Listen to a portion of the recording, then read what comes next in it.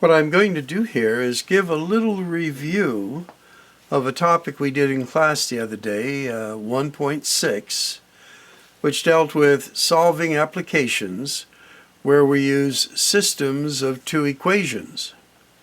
And again, what we were thinking of, if we were to plot these equations, there would be some point where the lines would intersect, and that would give us an ordered pair.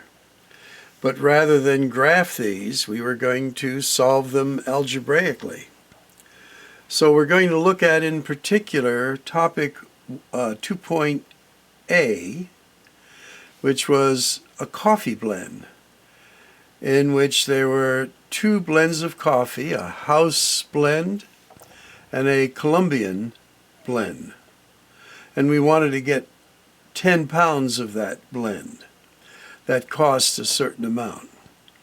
So in class the other day, we went through and worked out these equations, going through each of the examples. And then we had students bring these examples to the board and actually work them out. Some worked them out by substitution, and some worked them out by elimination. And again, you have that choice. Now, the key to all of this, though, is to write them out neatly and in an orderly way. So this is what I want to illustrate here. So there's our pounds of house blend, pounds of Colombian blend, and it's a total of 10. And then the price of the house blend, price of the Colombian blend, and it will equal this. And we said the first thing, if it has decimals, and there's 2 decimals in each term, is to multiply it by 100. That would just move the decimal places over. Now, what I would suggest now that you rewrite this somehow, and again, we want to model how to do it neatly and orderly so you can see the steps involved in your work. So I'm going to rewrite this one down here, and this will be 425H plus 650C equals, now this is 470 times 10, so this is just 4,700. Now, we want to modify this first equation so that somehow one of the terms in this equation will cancel out. So if this term here was a negative 425H, they would cancel out. So that's what I'm going to do. I'm going to multiply each term by a 425. And I'll put that right here. So this is going to be a negative 425.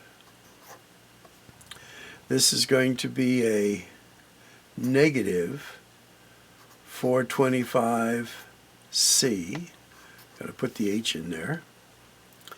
And this is just going to be a negative 4,250. So again, they're not the same equations as I started with, but they're equivalent because I multiplied every term by something. And I'm allowed to do that. And the something I chose was that would cause these terms to cancel out. So now when I put my line here and I add them up, these just cancel out. And here I'm left with a positive 225C. And when I do my subtraction, and I did it on a calculator, I get 450.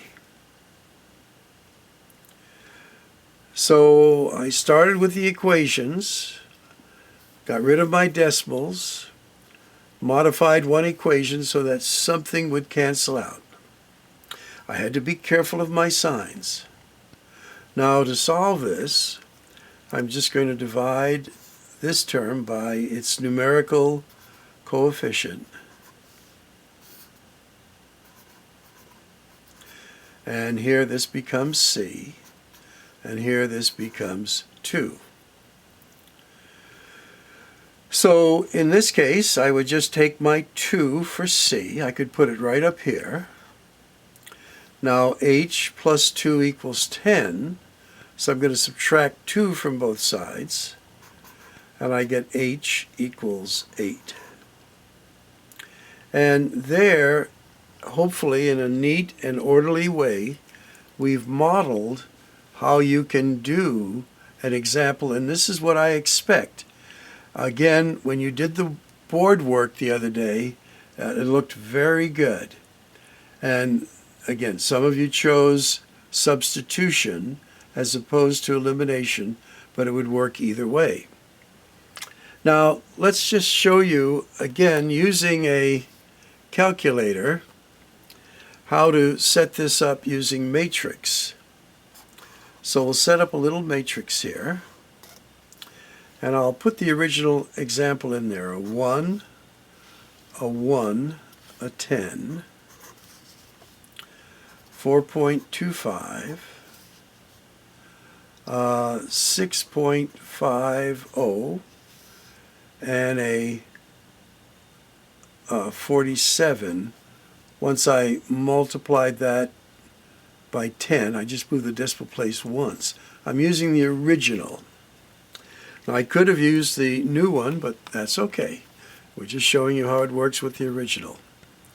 So now I put, to set this calculator up, I hit the mode button 3 times. I have equation 1, there's 2 variables, and now I'll put this matrix in. So 1, 1, 10, 4.25, 6.5, and 47. Now when I hit this, I'm going to get x equals 8, which was our h term. That was in the x position. And I hit it again, I get y equals 2. And we're saying the use of a calculator to check your work. You want the skill of being able to solve it algebraically, but the comfort of being able to check it using your calculator if it handles this. Now I did illustrate how it works on the TI series. That's a little more complicated, but check your owner's manual to be, to see if in fact it does matrix. Okay, we'll wrap this up.